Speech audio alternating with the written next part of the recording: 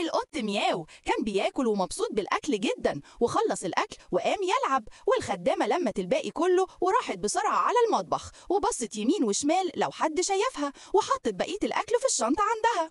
لكن مياو كان رايح المطبخ وشاف اللي بتعمله، وبعدين هي روحت البيت وهو مشي وراها يشوف هي عملت كده ليه.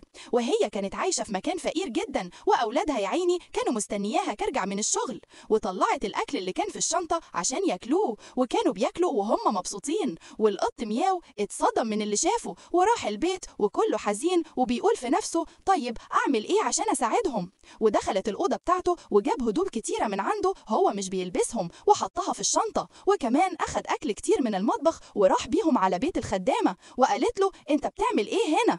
قال لها أنا جاي أساعدكم وواقف جنبكم عشان أنت بتتعبني معانا كتير في البيت. والقطط كانت فرحانة جدا بالهدوم بتاعت مياو، والخدامة حضنته وقالت له شكرا جدا يا حبيبي على اللي عملته معايا.